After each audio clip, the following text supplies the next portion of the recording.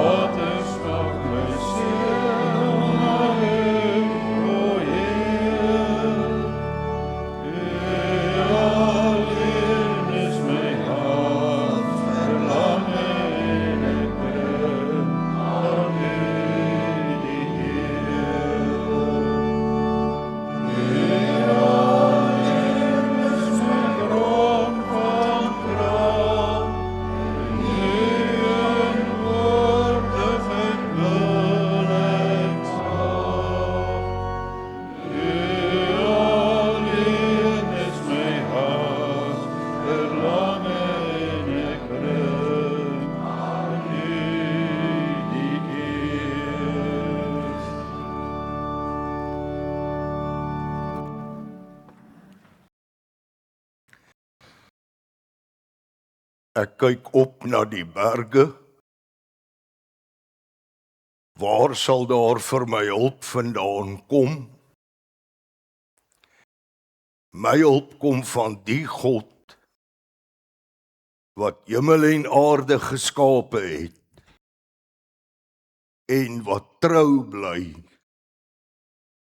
tot in ewigheid. Broeders en susters, genade en vrede word u ryklik geskenk van God ons Vader. Deur Jesus Christus ons Here. En dit word vermenigvuldig deur die kragvolle werking van die Heilige Gees. Amen. God het ons met sy seën gegroet. Laat ons met blydskap daarop antwoord met die sing van Gesang 190, verse 1, 2 en 3. Yeah.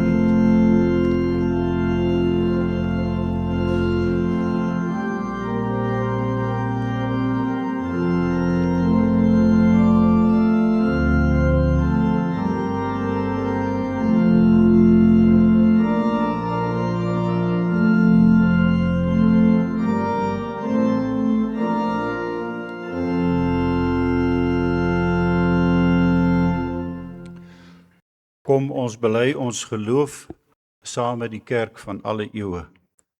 Ek glo in God die Vader, die Almagtige, die Skepper van die hemel en die aarde, en in Jesus Christus, sy eniggebore Seun, ons Here, wat ontvang is van die Heilige Gees, gebore is uit die Maagd Maria, wat gelei het onder Pontius Pilatus, gekruisig is, gesterf het en begrawe is en neergedaal het na die hel, wat op die 3de dag weer opgestaan het uit die dode, wat opgevaar het na die hemel en sit aan die regterhand van God, die Almagtige Vader, vanwaar hy sal kom om te oordeel, die wat nog lewe en die wat reeds gesterf het. Ek glo in die Heilige Gees. Ek glo aan 'n heilige, algemene Christelike kerk, die gemeenskap van die heiliges, die vergifnis van sondes, die opstanding van die vlees en 'n ewige lewe. Amen. Kom ons sing Gesang 207 vers 1, waarna u weer kan sit.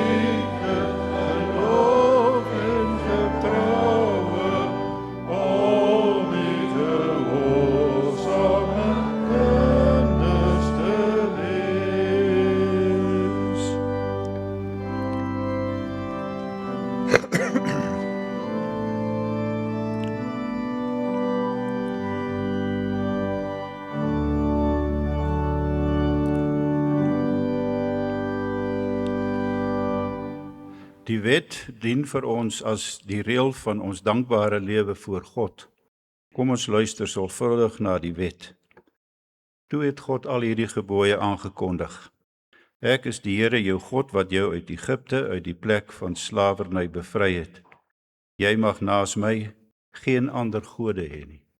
Jy mag nie vir jou 'n beeld of enige afbeelding maak van wat in die hemel daarbo, of op die aarde hieronder of in die water onder die aarde is nie. Jy mag hulle nie vereer of dien nie, want ek die Here jou God eis onverdeelde trou aan my. Ek reken kinders die sondes van hulle vaders toe, selfs tot in die 3de en die 4de geslag van die wat my haat. Maar ek betoon my liefde tot aan die 1000ste geslag van die wat my liefhet en my gebooie gehoorsaam.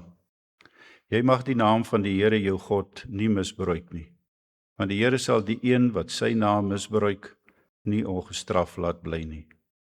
Sorg dat jy die Sabbatdag heilig hou. 6 dae moet jy werk en alles doen wat jy moet, maar die 7de dag is die Sabbat van die Here jou God. Dan mag jy geen werk doen nie jy of jou seun of jou dogter of die man of vrou wat vir jou werk, of enige dier van jou of die vreemdeling by jou nie.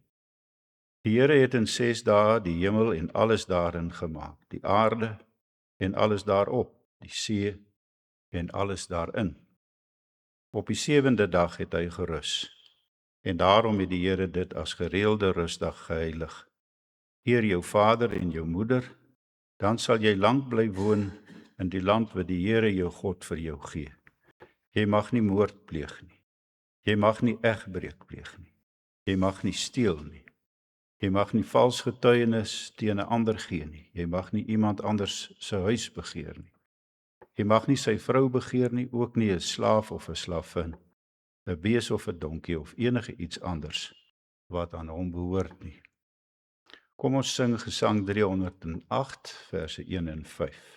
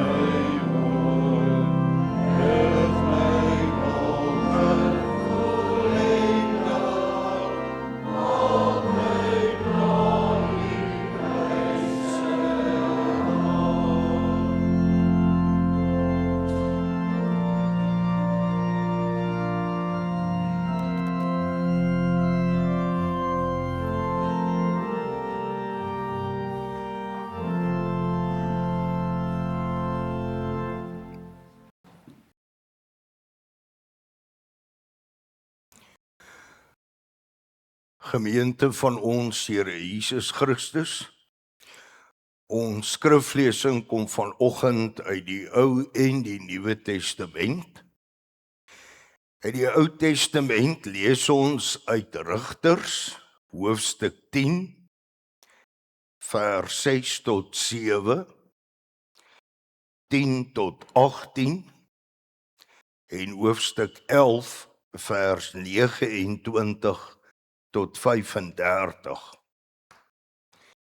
En uit die Nuwe Testament lees ons uit die Evangelie volgens Lukas.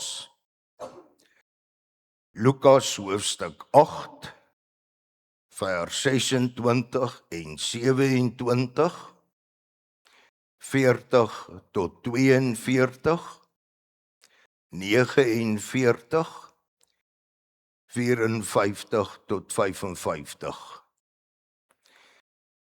Die eerste handel oor Jefta die rigter, wat sy dogter moes offer, en ons skrifgedeelte uit Lukas handel oor die raadslid Jairus, wie se dogtertjie die Here uit die dood opgewek het.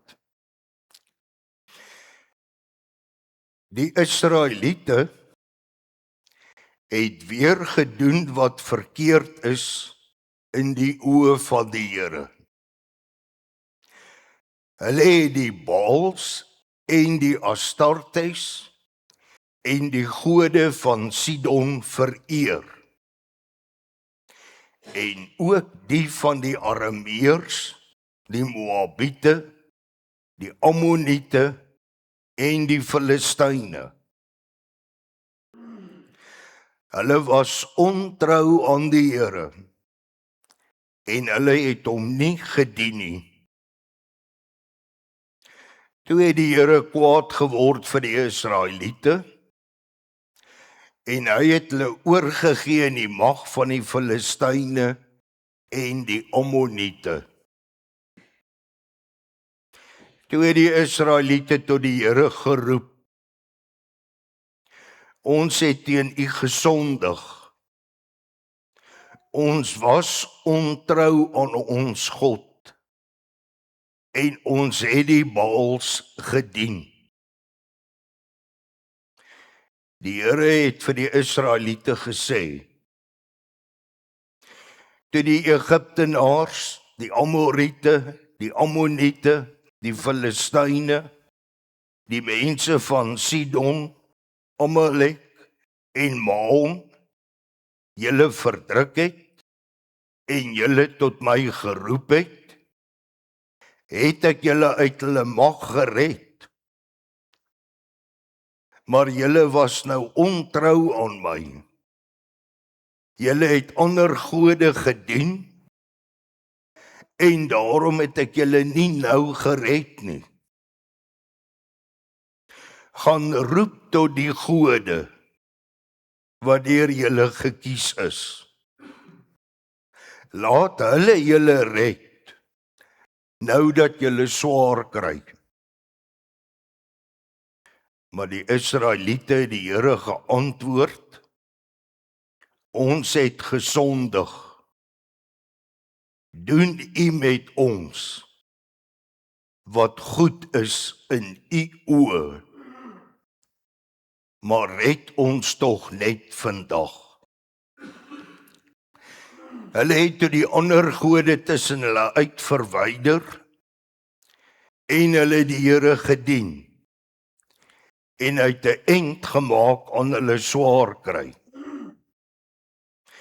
Die Ammoniete is opgeroep en hulle het kamp opgeslaan in Gilead. Die Israeliete het ook bymekaar gekom en in Mispa kamp opgeslaan. Die leiers van Gilead het vir mekaar gevra: Wie sal die oorlog teen die Ammoniete begin? Die man moet die leier van al Gilead se mense word. Toe het die gees van die Here op Jefta gekom. En hy het deur Gilead en Manasse getrek en verbygetrek tot by Mispa in Gilead. En van daar af het hy teen die Ammoniete opgetrek. Jefta het 'n gelofte teenoor die Here afgelê en gesê: As u die Ammoniete vandag heeltemal oorgee in my mag, sal die een wat my uit my huis uit tegemoet kom, wanneer ek behoue terugkom van die Ammoniete af, aan die Here behoort. Ek sal hom as brandoffer offer. Jefta het na die Ammoniete toe getrek om teen hulle te veg, en die Here het hulle in sy mag oorgegee. Jefta het hulle van Aroer af verslaan, tot waar 'n mens kom by Minit, 20 stede. By Abel Keramim was daar 'n groot veldslag. Die Ammoniete is voor die Israeliete verneder. Jefta het in Mispa by sy huis gekom. Toe kom sy dogter hom tegemoet met tamboeryne en koordanse. Sy was sy enigste kind. Hy het nie nog 'n seun of dogter gehad nie. Toe hy haar sien, het hy sy klere geskeur en gesê: Ag, my dogter, jy het my gebreek en in die ellende gedompel. Ek het my woord aan die Here gegee en ek kan dit nie terugtrek nie. Daarna het hulle verder gevaar na die land van die Geraseners, wat reg teenoor Galilea lê. Toe Jesus daaraan wal gaan, het 'n man van 'n dorp af hom tegemoet gekom. Hy was van bose geeste besete en het 'n hele tyd al nie meer klere gedra nie en ook nie in 'n huis gebly nie, maar tussen grafte. Toe Jesus van die oorkant, dit is nou van die Geraseners af, toe Jesus van hulle af terugkom, het die mense hom verwelkom, want almal was om te wagte. Skielik kom daar 'n man aan. Dit was Jairus, 'n raadslid van die sinagoge. Hy het op sy knieë voor Jesus se voete geval en hom gesmeek om na sy huis toe te kom, want sy enigste dogter het op sterwe gelê. Sy was omtrent 12 jaar oud. Op pad daarheen het die mense om Jesus saamgedrom. Terwyl hy nog praat, kom daar iemand van die raadslid van die sinagoge se huis af om te sê: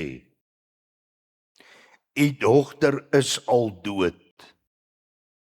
Moenie nog ons leermeester lastig val nie."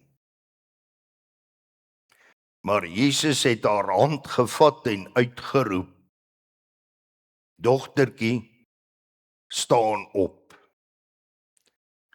Haar lewe het teruggekom en sy het onmiddellik opgestaan. Toe gee Jesus opdrag: dat hulle vir haar iets te ete moet gee. Tot sover ons skriflesing. En gelukkig is elke mens wat die woord van die Here hoor en dit ook in sy of haar hart bewaar. Broeders en susters, kom dat ons saam bid.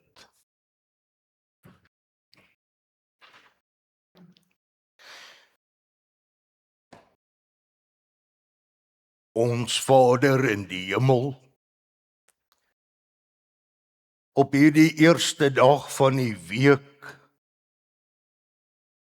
kom ons as u gemeente, om ons week te begin deur eers aan u lof te bring. Ons dank u, omdat ons in die geloof weet, dat ons in die week wat voorlê, soos elke dag van ons lewe, met die wete kan leef oor hoe wyd en ver u liefde werklik vir ons trek. U was bereid om u seun aan die kruis in ons plek oor te gee. En u is bereid om u Heilige Gees in ons te laat woon. Ons dank u, goeie Heer, dat ons nie die hulpeprooi is van die ellende wat hierdie wêreld oor ons bring nie. Want u is ons Here en ons God. En die uiteinde van ons lewenspad lê in u hand alleen. Ons bely, goeie Heer,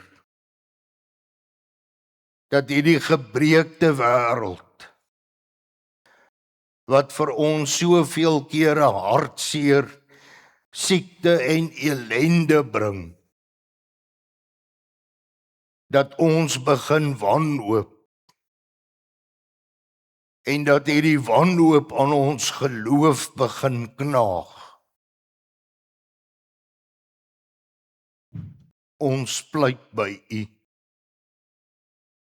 Laat u Gees tog ons harte en verstand aanraak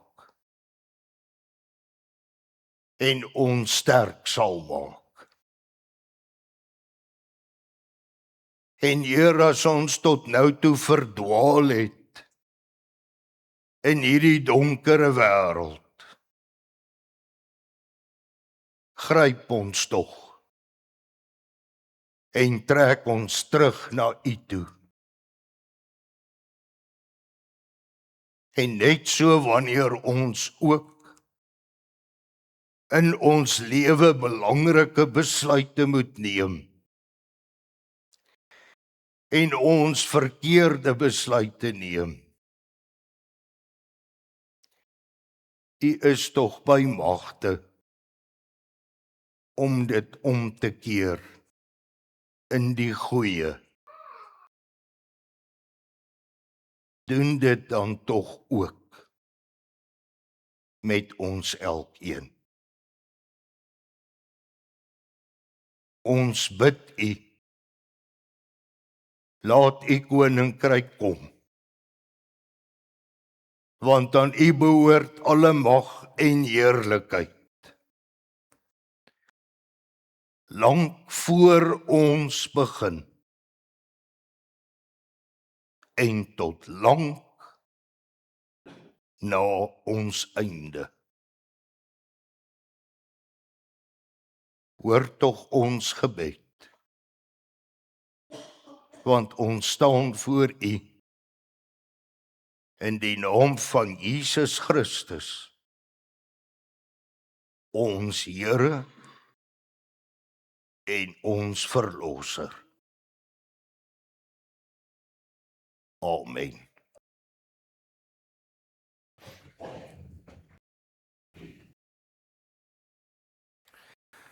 Gemeente, kom ons sing vervolgens Gesang 396, die eerste, tweede en derde strofe.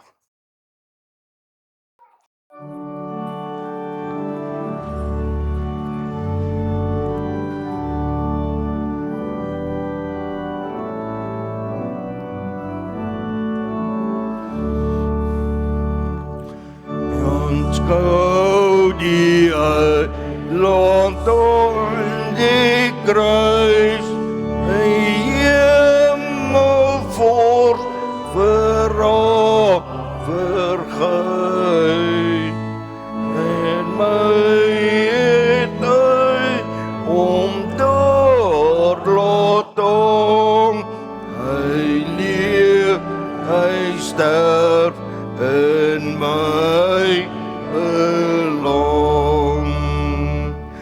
Hy hang van God en mens verlaat, hy seën waaraan der spook en naad, hy bly verdra, vergeef, versoen, en so 'n redder sal ek roem, vir al my skuld het hy betaal, vir my en alle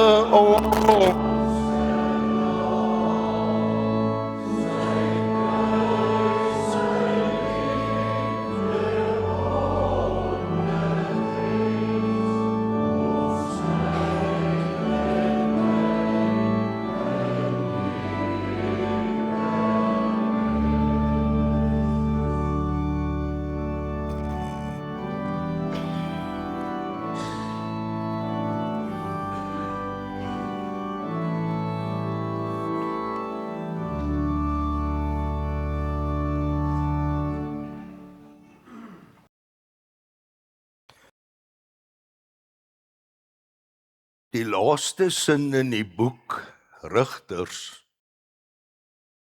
som eintlik die hele boek op.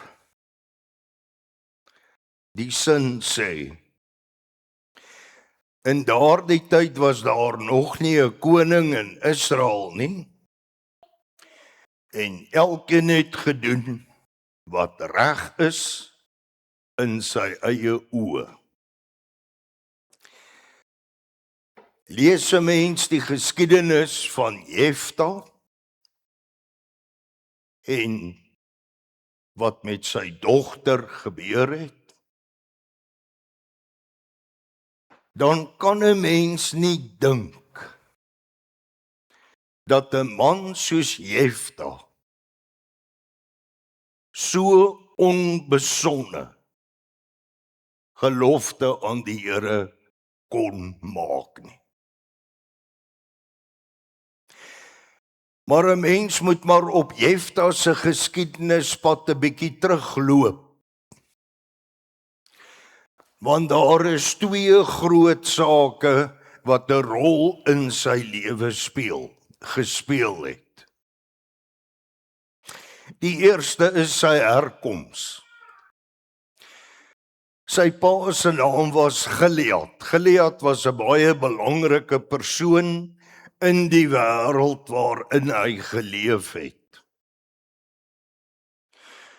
Maar Gilead het, soos dit in daardie tye ook maar gebeur het, die dienste van 'n prostituut gebruik gemaak. En so is Jefta gebore.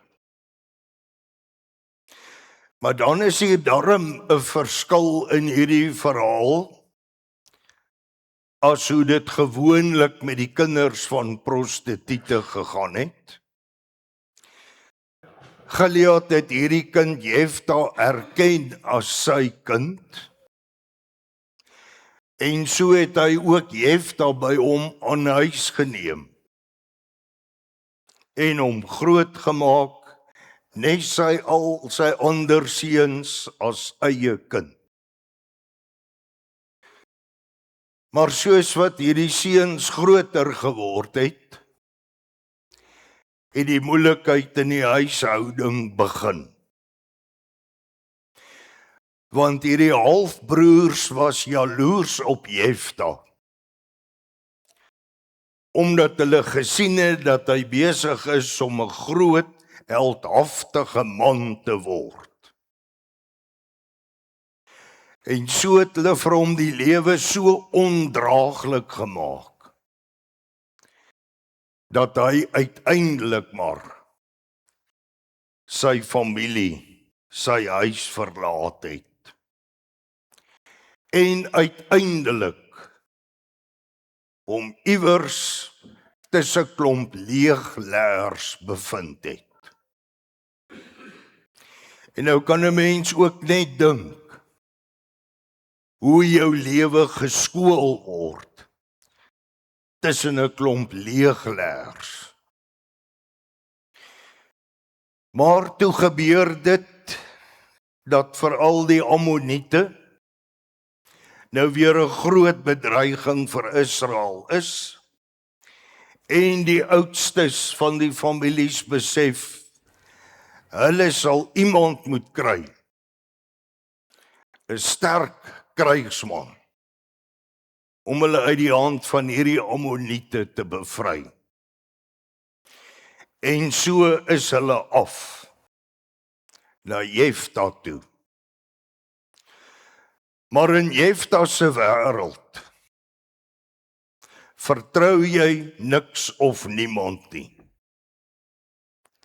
En so was daar 'n baie lang beraadslaging tussen Jefta en hierdie oudstes van die families. En wou Jefta nie net hierdie oorlog aanvoer teen die Ammoniete nie, hy wou die versekering hê dat as hulle terugkom, dat hy wat Jefta is, aangestel sou word as hulle permanente leier, rigter. En nou kom ons by die ander kant van Jefta se lewe. Ons lees dat die Gees op Jefta gekom het.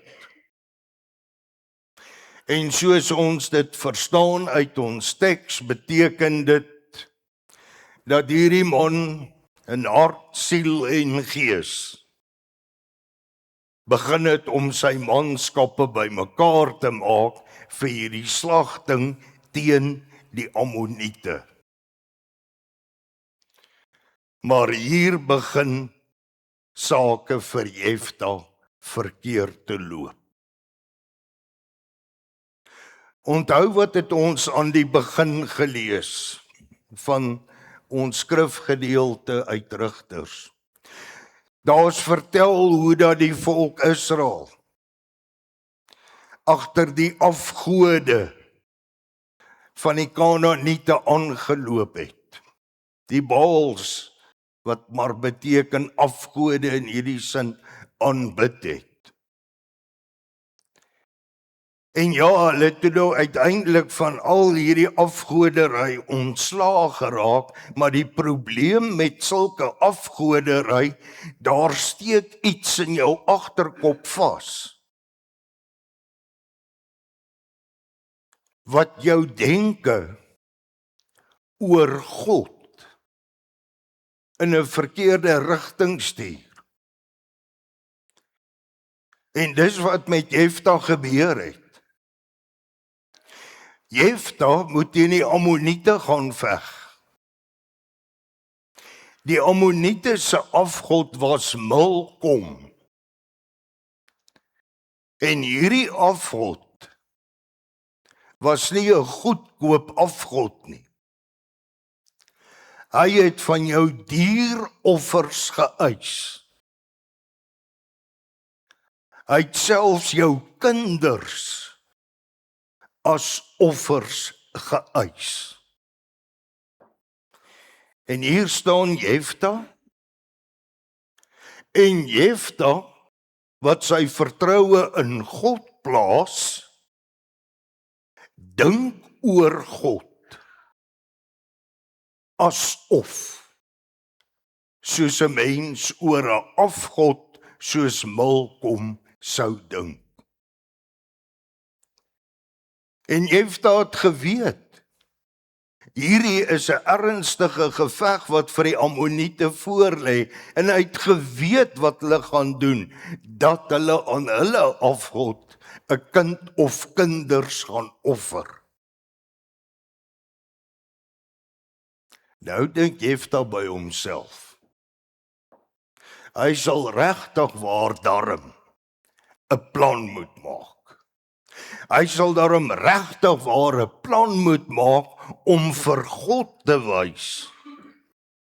Maar as die afgode aanbidders bereid is om sulke hoë offers te bring, is hy ook daartoe bereid.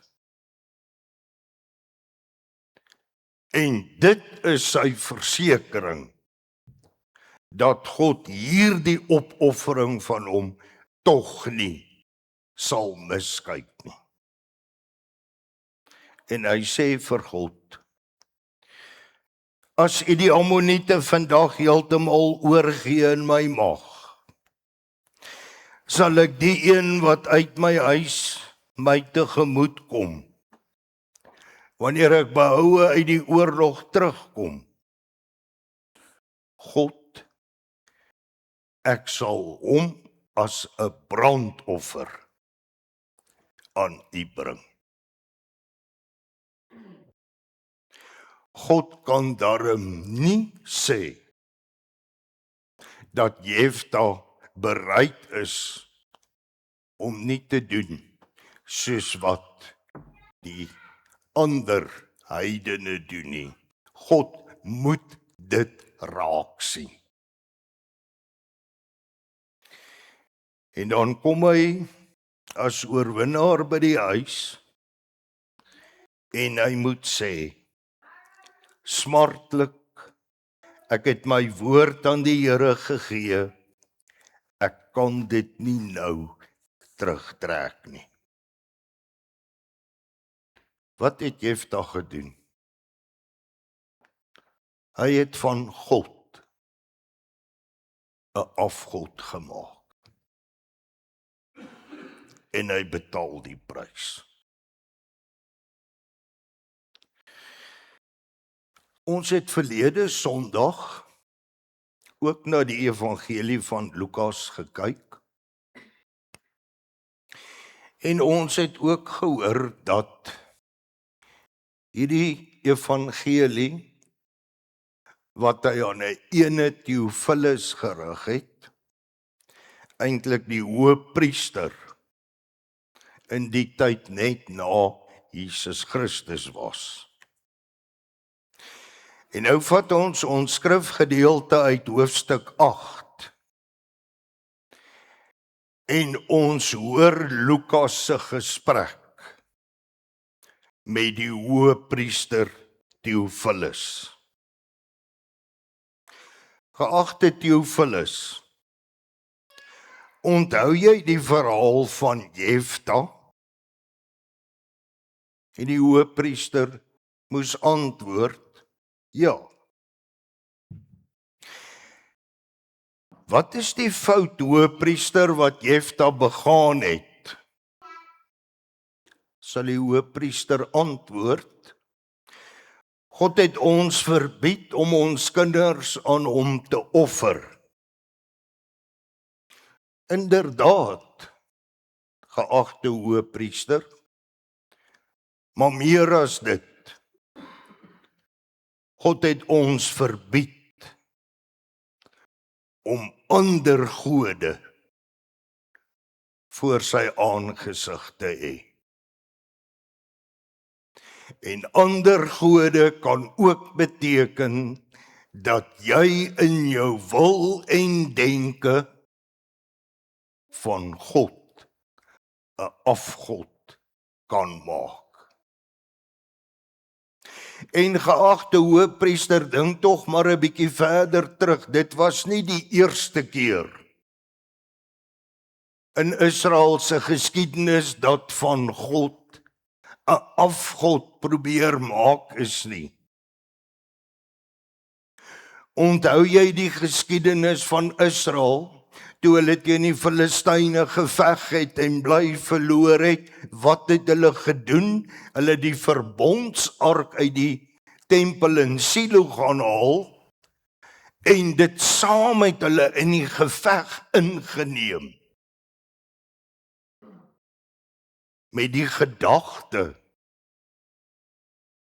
God sal by hulle wees, al is dit dan net om sy ark te beskerm.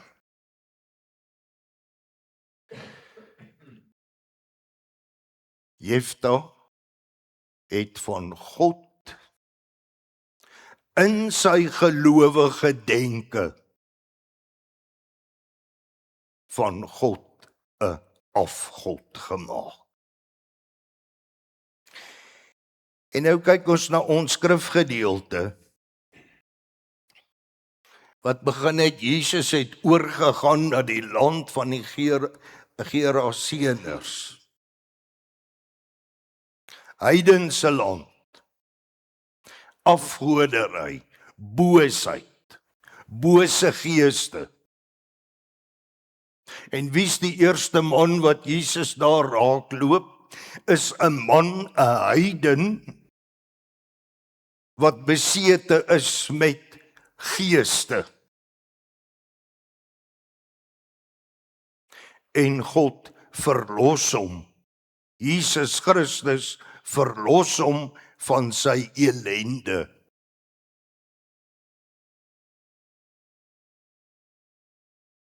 Geagte hoëpriester, daar waar Jesus Christus nou hierdie man met die naam van Legio van die bose geeste bevry het. Wat is daardie gebied se naam in die Ou Testament? En dan moet die hoëpriester antwoord: Gilead.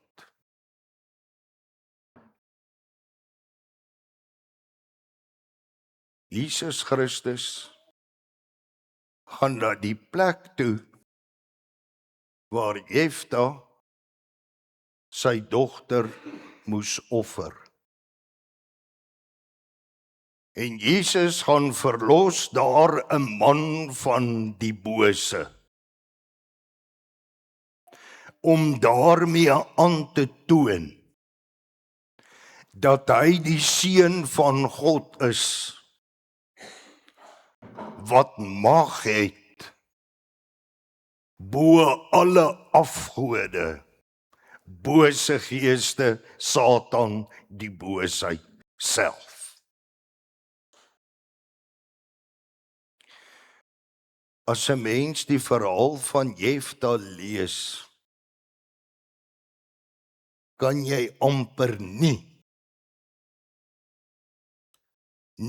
omblaai na die Nuwe Testament na hoofstuk 8 toe nie. Want hier's twee verhale wat 'n spieelbeeld van mekaar vorm. Jesus kom terug van die Geraseners af, of die ou Gilead. En hier kom hy ook voor 'n pa te staan met 'n enigste dogter. Die verskil tussen Jefta en hierdie pa is dat hierdie pa op sy knieë voor die Here staan en net om genade pleit. Jairus het nie 'n transaksie met die Here probeer aangaan nie. Hy staan op sy knieë en hy vra genade. Hooggeagte Theophilus, jou voorganger Caiaphas was 'n man van God en hy het as hoëpriester hom voorgeneem dat hy God se wil sal nakom. En toe gee hy die Here Jesus Christus oor om te laat sterf. Ons wil, hoe gelowig van aard ook al, hoe heilig en vroom ook al, is nie God se wil nie.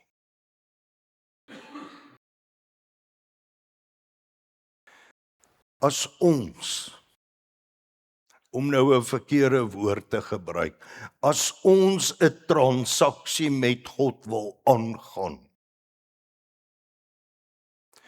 dan vat die Here ons aan ons hand en hy laat kniel ons voor die kruis op Golgotha. En wie op sy knieë staan voor die kruis op Golgotha, weet sommer net, daar's nie transaksies aan te gaan met die Vader van hemel en aarde nie. In Jesus Christus het hy my alles gegee, so alles gegee, dat al kom wat ook al op my lewenspad, ek kan weet, in die hand van die Here, na die wil van die Here, is ek veilig.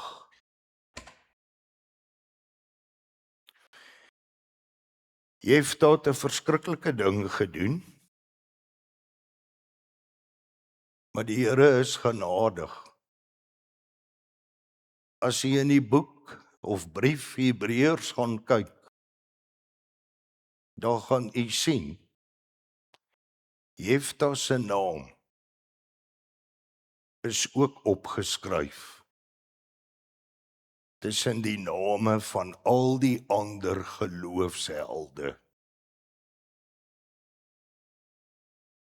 Die genade van die Here is staan bo gebede en bo ons denke. Kom ons gaan staan maar net op ons knieë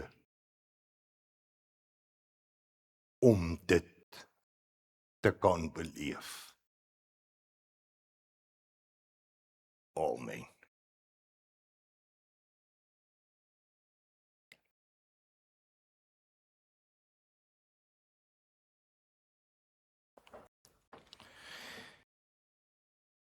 Ons sing 2 slotgesange, broeders en susters. Die eerste is gesang 508, die eerste en die tweede strofe. Sonde woed met alle mag, onrus kwel my dag en nag, in my sonde vasgevang. Maar U het alles vir my veil, God, my rots van ware heil. en dan die gebed soos die Here Jesus Christus ons geleer het.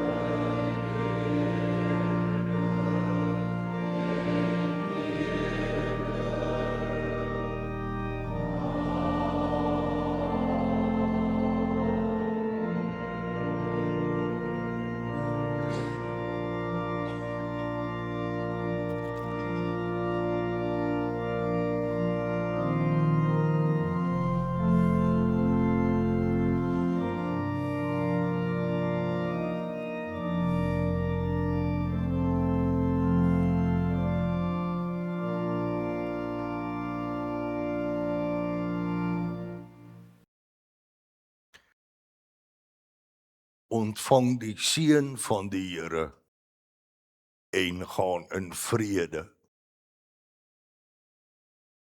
Die liefde van God ons Vader, die genade in Jesus Christus ons Here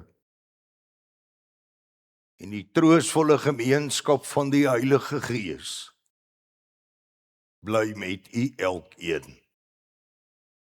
Amen.